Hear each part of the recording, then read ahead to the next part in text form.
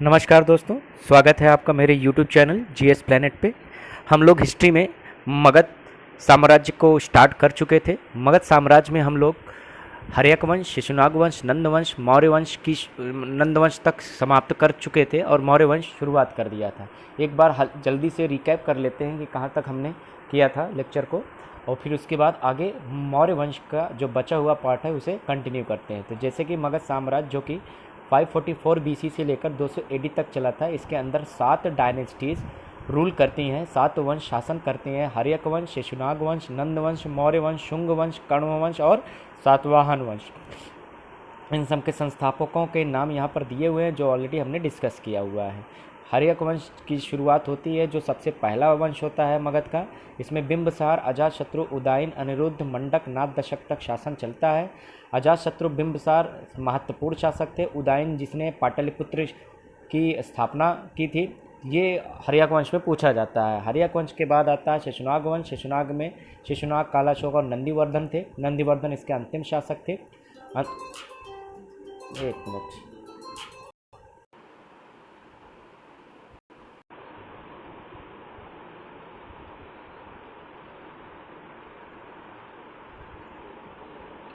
हाँ, नंदवंश उसके बाद आता है। नंदवंश में महापद्मनंद, धनानंद इसके शासक थे। धनानंद की हत्या करके मौर्य वंश की स्थापना हुई थी, चंद्रगुप्त मौर्य ने किया था। ये हमने पढ़ा था मगध का पहला पार्ट जो कंप्लीट किया था। उसके बाद हम लोगों ने मगध का दूसरा पार्ट कंप्लीट किया था, जिसमें हम लोग सिकंदर का आक्रमण और मौर्य वंश की शुरुआत करते हैं। तो सिकंदर का आक्रमण हमने पढ़ा था 326 बीसी में हुआ था। कहाँ पर हुआ था? उत्तरी पश्चिमी भारत में हुआ था। सिकंदर के बारे में भी थोड़ी सी जानकारी हमने हासिल की थी। पूरे युद्ध को समझा था, उसके पैटर्न को समझा था। झेलम के किनारे उसका पोरस के खिलाफ युद्ध हुआ था, पोरस को उसने पराजित किया था। उसके बाद वो वापस चला जाता है बेबीलोन में, उसकी मृत्यु हो जाती है। फिर मौर्य वंश की शुरुआत होती है। नंद वंश के बाद मौर्य वंश का जो स्रोत था वो अर्थशास्त्र, मुद्रा राक्षस, कल्पसूत्र, इंडिका और अशोक के अभिलेख, ये मेजर सोर्सेस हैं जिससे हमें मौर्य वंश की जानकारी प्राप्त होती है। मौर्य वंश के पहले शासक थे चंद्रगुप्त मौर्य। चंद्रगुप्त जो कि 25 वर्ष शासन करते हैं, 323 से लेकर 298 बीसी तक। चंद्रगुप्त के शासन की कई सारी विशेषताएँ थी, उनको हमने पढ़ी थी। उसके बाद चंद्रगुप्त के बाद बिंदुसार आएगा, दूसरा शासक होगा मौर्य वंश का बिंदुसार, जिसे मित्रघात के नाम से जाना जाता था। फिर बिंदुसार के बाद उसका बेटा अशोक शासन करेगा। तो हम आज पढ़ेंगे अशोक के बारे में, और अशोक के बाद हम मौर्य वंश को समाप्त करेंगे और मौर्य वंश का जो अंतिम शासक था बृहद्रथ था उसको भी कंटिन्यू करेंगे, और मौर्य एडमिनिस्ट्रेशन यानी मौर्य प्रशासन को भी समझेंगे। तो आज का लेक्चर वहीं पर शुरू होने जा रहा है। अब हम मौर्य वंश का अगला पार्ट पढ़ेंगे। जो चंद्रगुप्त और बिंदुसार हम लोगों ने कवर कर ही लिया था। अब हम देखते हैं अशोक। देखिए, जो अशोक का शासन रहा है वो कमाल का शासन था। उसका शासनकाल भारत के जितने भी शासक हुए हैं उनमें से सबसे सबसे महान शासक के रूप में उसे माना जाता है। चंद्रगुप्त मौर्य, अशोक, अकबर, ये 3-4 ऐसे शासक रहे हैं जिनको महान कहा गया है। अशोक महान भी कहते हैं, अशोका द ग्रेट भी कहा जाता है इन्हें। अशोक का शासनकाल 269 से लेकर 232 बीसी तक चला था। याद करो, बिंदुसार का जो शासन था वो 273 बीसी तक चला था। तो इसका 269 बीसी से कैसे प्रारंभ हो रहा है? 4 साल आखिर क्या हुआ था, देख लेते हैं। तो सबसे पहले देखिए, अशोक क्या था? ये बिंदुसार का पुत्र था और चंद्रगुप्त मौर्य का ये पौत्र था, यानी ग्रैंडसन था। शासक बनने से पहले वह उज्जैन व गांधार का क्या था? गवर्नर था। क्या था? गवर्नर। कहाँ का? उज्जैन और गांधार का। ये उज्जैन और गांधार कहाँ है आगे हम देखेंगे। जब 273 बीसी में बिंदुसार की मृत्यु हुई थी तो उसके बाद क्या हुआ? बिंदुसार के जितने भी पुत्र थे उनके बीच में सक्सेशन वार हुआ था। क्या हुआ था? सक्सेशन वार, यानी कि उत्तराधिकार संघर्ष हुआ था। ये 4 सालों तक चला था। और जैन ग्रंथ के अनुसार अशोक ने अपने 99 भाइयों की हत्या की, और हत्या करने के बाद तब जाके 269 में वो गद्दी पर बैठा, यानी उसका राज्याभिषेक कब होगा? 269 बीसी में। क्लियर हो रहा है? हाँ। उसके द्वारा जो बनवाए गए अभिलेख थे, हमने आपको बताया था जो अशोक ने क्या किया था, बहुत सारे अभिलेख बनवाए थे, इंस्क्रिप्शन बनवाए थे। उसमें उसे देवनाम प्रियदर्शी के नाम से जाना जाता है। क्या? देवनाम प्रियदर्शी। एग्जाम में पूछ भी लिया जाता है कि प्राचीन काल के किस शासक का नाम देवनाम प्रियदर्शी भी था। तो अशोक उसका सही आंसर होगा। ये देवनाम प्रियदर्शी का अर्थ क्या होता है? जो देवताओं को प्रिय हो। समझ में आ रहा? जो देवताओं का प्रिय होता है उसे देवनाम प्रियदर्शी कहा जाता है। तो ये उसके बारे में बेसिक डिटेल थे। उसके बाद क्या होता है, साम्राज्य को विस्तार करने में सबसे बड़ा रोड़ा जो था वो था कलिंग, क्योंकि मौर्य साम्राज्य का पहले ही चंद्रगुप्त मौर्य और बिंदुसार ने काफ़ी विस्तार कर दिया था, लेकिन जो उड़ीसा का भाग जिसे उस समय कलिंग के नाम से जाना जाता था वह मौर्य शासन के अंतर्गत नहीं था, मौर्य शासन के अंतर्गत नहीं था। तो 261 बीसी में अशोक ने कलिंग को जीतने के लिए एक भयंकर युद्ध किया, और उस युद्ध में भयंकर हिंसा को देखकर अशोक ने आगे चलकर क्या किया, हिंसा का त्याग कर दिया। तो कलिंग युद्ध जीतने के बाद अशोक ने क्या किया, अहिंसा का मार्ग अपना लिया, हिंसा का रास्ता छोड़ दिया, युद्ध का रास्ता छोड़ दिया, और उसने बौद्ध धर्म धारण कर लिया। तो जो उपगुप्त थे, उपगुप्त कौन थे, उपगुप्त एक बौद्ध भिक्षु थे, एक बुद्धिस्ट मॉन्क थे, उनसे उसने बौद्ध धर्म की दीक्षा ग्रहण की, यानी डिग्री ग्रहण की। उसके बाद वो बौद्ध धर्म का अनुयायी यानी कि फॉलोअर बन गया। उसके बाद उसने तीसरी बौद्ध संगीति का आयोजन कराया था, कहाँ पर, पाटलिपुत्र में, हमने देखा था इसको बौद्ध धर्म में। उसके बाद उसने देश में और देश के बाहर बौद्ध धर्म का प्रसार करना शुरू किया। उसने राज्य के अंदर, अब देखिए जो ये बौद्ध धर्म का प्रसार था वो दो तरह से हो रहा था, एक विद इन स्टेट और एक out of the state. Out of state कैसे होता था, आउट ऑफ स्टेट के लिए वो क्या करता था, अपने प्रतिनिधि दूसरे देशों को भेजता था बौद्ध धर्म के प्रसार के लिए, प्रोपोगेट करने के लिए।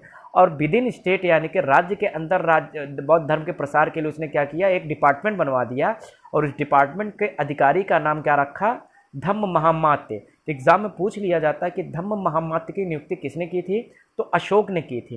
क्यों की थी, धम्म महामात्य का कार्य क्या था, इसका कार्य यही था कि राज्य के भीतर बौद्ध धर्म का प्रचार प्रसार करना। अब वो राज्य के बाहर क्या करता था, अपने प्रतिनिधियों यानी कि अपने जो है रिप्रेजेंटेटिव्स को वो भेजता था। जैसे महेंद्र, उसका जो ये पुत्र था, और उसकी जो पुत्री थी संघमित्रा, उसको धम्म के प्रचार के लिए उसने श्रीलंका भेजा, जो कि एग्जाम में कई बार पूछा गया है कि अपने पुत्र महेंद्र व संघमित्रा पुत्री को उसने प्रचार प्रसार के लिए यानी कि बौद्ध धर्म के प्रसार के लिए किस देश भेजा था, तो श्रीलंका भेजा था। उसके जो शिलालेख हैं उसके द्वारा उसने क्या किया, अपने संदेश प्रजा तक पहुंचाया। यानी कि जैसे कि क्या करता था, जो भी अपने प्रजा को वो संदेश देता था, जो भी बात वो कहना चाहता था, कम्युनिकेट करना चाहता था। जैसे कि आज क्या होता है, राज्य क्या करता है, राजा क्या करता है, आदेश जारी करता है, राष्ट्रपति अध्यादेश जारी करते हैं, या संसद कानून बनाता है, प्रधानमंत्री ये लोग ऑर्डर जारी करते हैं। तो ये या दिशा निर्देश, गाइडलाइंस जो बोलते हैं आजकल, जैसे कि ये राज्यादेश जो होता है, उस समय अशोक राज्यादेश किस माध्यम से देता था, शिलालेखों के माध्यम से, बड़े से पत्थर में वो उत्कीर्ण करवा देता था, उसको इंस्क्राइब करवा देता था, और उसके माध्यम से वो प्रजा तक अपना संदेश भेजता था। तो अब देखते हैं आगे अशोक के अभिलेख। तो अशोक के जो अभिलेख हैं, इंस्क्रिप्शंस ऑफ अशोका, उसको 3 भागों में मुख्यतः बांटा गया है। एक रॉक एडिक्ट्स हैं, जो शिलालेख, जो बड़े बड़े पत्थर थे उसमें जो कुछ भी लिखवाए गए, बड़े पत्थरों के शिलालेख को शिलालेख कहा गया। फिर छोटे पत्थरों को भी इस्तेमाल किया गया था, जिसे लघु शिलालेख यानी स्मॉल एडिक्ट्स भी कहा गया। और कुछ पिलर्स पे उसने लिखवाए थे, खंभे, बड़े बड़े खंभे पर लिखवाया था, उन्हें स्तंभ लेख कहा गया। तो अशोक के जो अभिलेख थे ये प्राचीन काल में बने हुए थे। इनको पहली बार किसने पढ़ा, ये एग्जाम में कई बार पूछा गया है। तो पहली बार जेम्स प्रिंसेप ने 1837 में इसे अशोक के शिलालेखों को पढ़ने में सफलता हासिल की। आखिर ऐसा क्या मुश्किल था जो इसको बाद में इतना पढ़ा गया, ऐसा इसलिए था क्योंकि जो इसमें लिपि का इस्तेमाल किया गया था, अशोक के अभिलेखों को की जो स्क्रिप्ट थी वो अपठनीय थी हमारे लिए। अपठनीय का मतलब वो नॉन डेसिफर थी, उसे जो आजकल की प्रचलित भाषा है उसमें नहीं लिखी गई थी, वो प्राचीन लिपियों में लिखी गई थी। जैसे कि ब्राह्मी लिपि में लिखी गई थी, अरमेइक में लिखी गई थी, खरोष्ठी में लिखी गई थी, और ग्रीक भाषा में ग्रीक स्क्रिप्ट में लिखी गई थी। ये 4 महत्वपूर्ण स्क्रिप्ट हैं। एग्जाम में ये भी पूछा जाता है कि अशोक के बनवाए गए शिलालेखों की निम्नलिखित में से कौन सी एक प्रमुख लिपि थी, तो ब्राह्मी, अरमेइक, खरोष्ठी और ग्रीक। ये ब्राह्मी क्या आता है, जैसे कि जो पुरानी संस्कृत थी, आदि संस्कृत या पाली भाषा जो थी, प्राकृत भाषा थी, वो ब्राह्मी लिपि में लिखी जाती थी। अरमेइक और खरोष्ठी ये पश्चिमी भारत की जो है एक तरह की लिपि होती थी, जैसे ईरान वगैरह की, अफगानिस्तान वगैरह की जो लिपि थी वो अरमेइक और खरोष्ठी थी। और जो यूरोपी यानी यूनानी जो भाषा थी उसकी जो लिपि थी वो ग्रीक लिपि हुआ करती थी। तो ब्राह्मी, अरमेइक, खरोष्ठी और ग्रीक ये स्क्रिप्ट थी जिसके माध्यम से, जिसमें अशोक ने अपने सभी अभिलेखों को लिखवाया था, उत्कीर्ण करवाया था। अब जो अशोक के जो सबसे पहले देखते हैं शिलालेख, क्या देखते हैं, शिलालेख, रॉक एडिक्ट्स की बात करें तो अशोक ने जितने भी शिलालेख बनवाए उनमें से आज तक हमें सिर्फ 14 मिले हैं। कितने मिले हैं? 14, जिन्हें चतुर्दश शिलालेख कहा जाता है।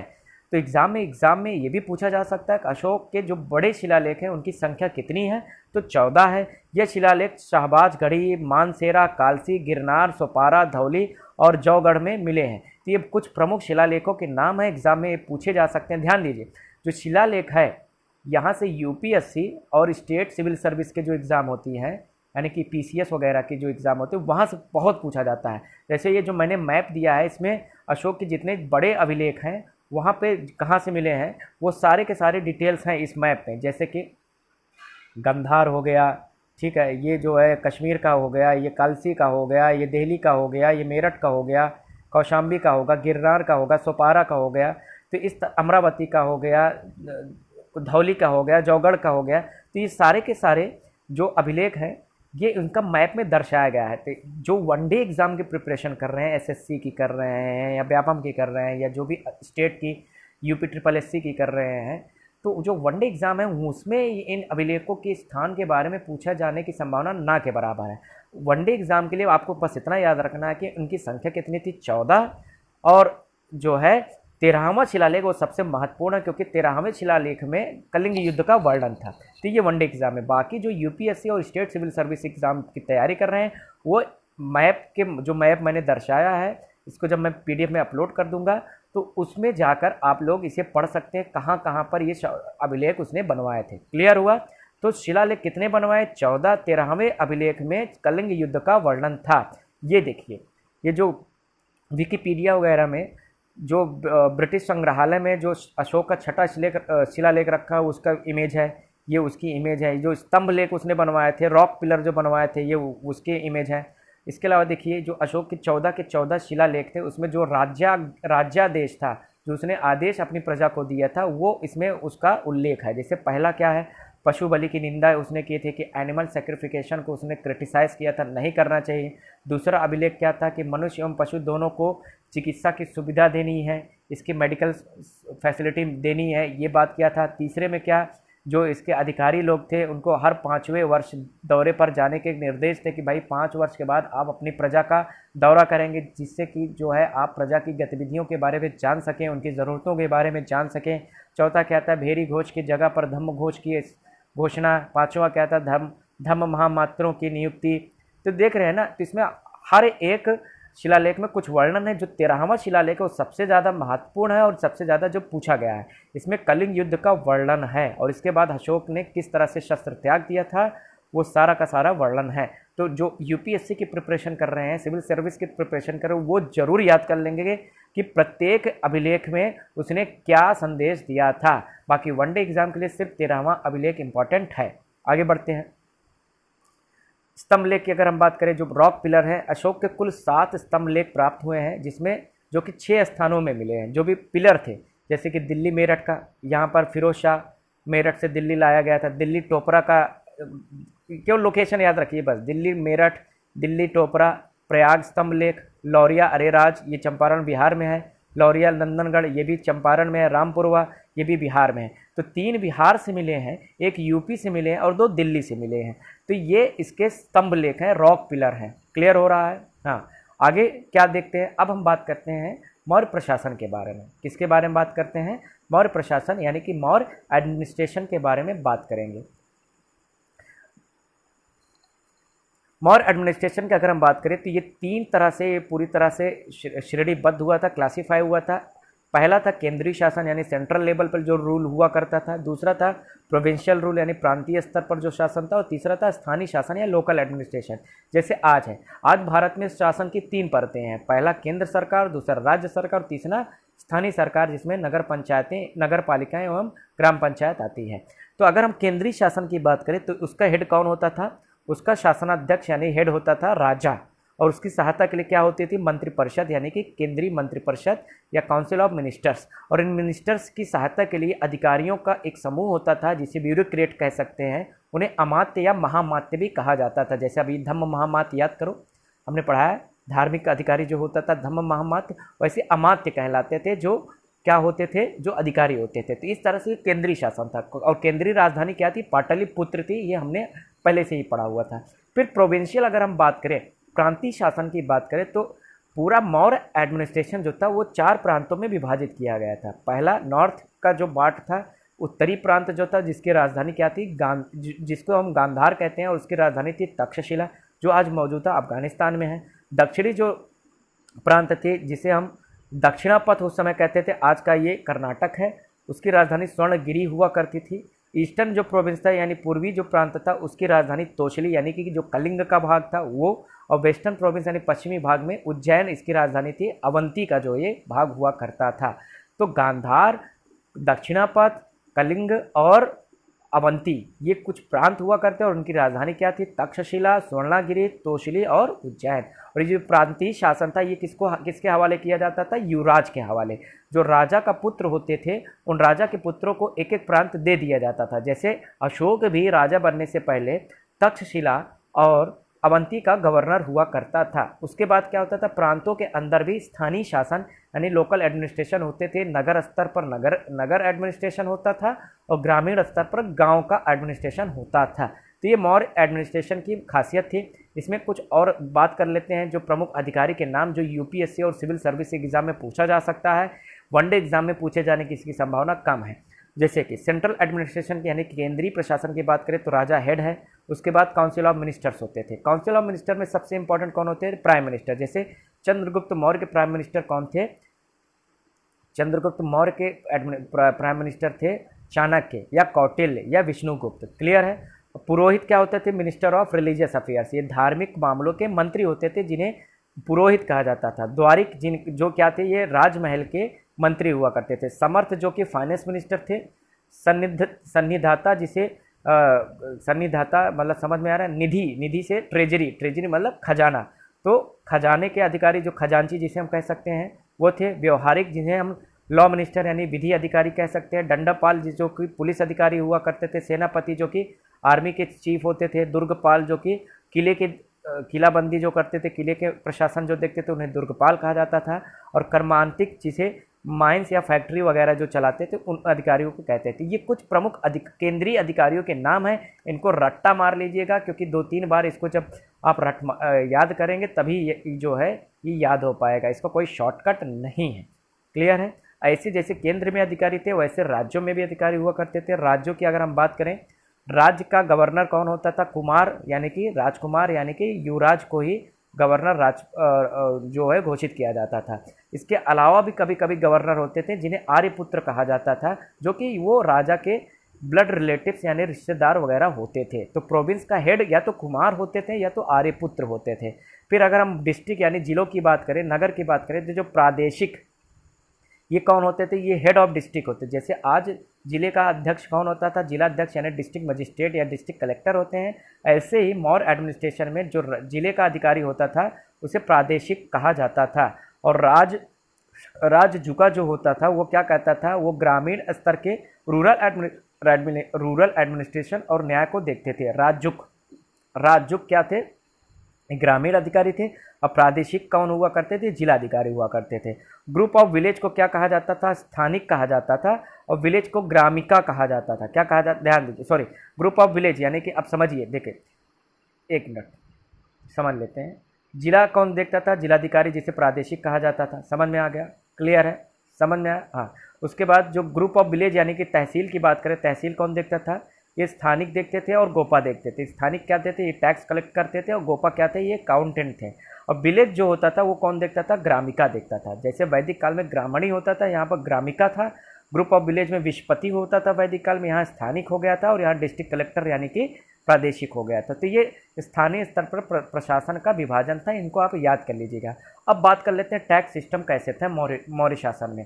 तो मौर्य शासन में जो टैक्स सिस्टम था, देखिए, जो सीता होती थी, सीता को क्या कहा जाता था, जो लैंड हुआ करता था, जहाँ पर राज्य का जो भूभाग होता था, जहाँ पर कृषि की जाती थी, जो कृषि योग्य भूमि थी, उसे सीता कहा जाता था। अब जैसे रामायण में सीता जो उल्लेख है, वो ये सीता नहीं है। सीता, ध्यान दीजिए, यहाँ पर सिर्फ भूभाग को कहा जाता था, क्राउन लैंड को कहा जाता था। समझ में आया, जहाँ पर राजा का अधिकार होता था जिस भूमि पर, वो सीता कहलाता था। एक तरह से वो कृषि योग्य भूमि हुआ करती थी। अब भाग क्या होता था, इसे लैंड पर टैक्स जो लिया जाता था उसे भाग कहा जाता था। समझ में आया? जैसे कि मान लीजिए ये है सीता, ये भूभाग है, ये सीता है, और इस पर जो टैक्स चुकाया जाता था किसानों के माध्यम से, या जो भू कर दिया जाता था, लैंड टैक्स दिया जाता, वो कितना दिया जाता था, वो 1/6 दिया जाता था। जैसे मान लीजिए फसल 100 किलो का उत्पादन हुआ तो 1/6 यानी लगभग 17 किलो को आपको क्या देना है, वो टैक्स देना है, तो उसे भाग कहा जाता था। अब ये मैंडेटरी था, जो भाग था वो किसानों को वो देना ही होता था। उसके बाद क्या होता था, एक टैक्स और था जिसे बलि कहा जाता था। अब बलि क्या था, वॉलंटरी ऑफरिंग थी, वो स्वेच्छा से जो कर देते थे उन्हें बलि कहा जाता था। उसके बाद वास्तु, ये tax taken from rural area, ग्रामीण क्षेत्रों से जो अन्य टैक्स लिया जाता था उसे वस्तु कहा जाता था। क्या कहा जाता था, वस्तु। और दुर्ग जो टैक्स हुआ करता था ये नगर क्षेत्र से लिया जाता था। और कर जो हुआ करता था ये ऑर्कड टैक्स होता था, बाजार से लिया जाता था। विविध टैक्स इम्पोज और भी कुछ टैक्स थे। तो इम्पोर्टेंट क्या है, भाग, बलि, वस्तु, दुर्ग और कर, ये इम्पोर्टेंट टैक्स प्रणाली थी और इनको कलेक्ट करने के लिए अधिकारी भी नियुक्त किए गए थे। तो ये था मौर्य एडमिनिस्ट्रेशन। ठीक है, तो केंद्रीय स्तर पर हमने देखा, केंद्रीय स्तर पर क्या था, प्राइम मिनिस्टर है, पुरोहित है, द्वारिक है, समहर्ता है, सन्निधाता है, व्यवहारिक है, दंडपाल है, सेनापति है, दुर्गपाल है और कर्मांतिक है। प्रांतीय स्तर पर हमने देखा, जिला स्तर पर देखा और ग्रामीण स्तर पर देखा और टैक्स लेवल पर भी हमने देखा। तो ये था मौर्य एडमिनिस्ट्रेशन। मौर्य वंश का जो अंतिम शासक था वो कौन था, वो बृहद्रथ था। कौन था, बृहद्रथ था, जो कि 10वां शासक था मौर्य वंश का। और बृहद्रथ की हत्या उसके सेनापति पुष्यमित्र शुंग ने कर दी और इसके बाद मौर्य वंश की समाप्ति हो जाती है और मगध में एक नया वंश आता है, शुंग वंश, जिसे हम कल देखेंगे। ठीक है, तो आज के लिए इतना ही। Thank you all, that's all.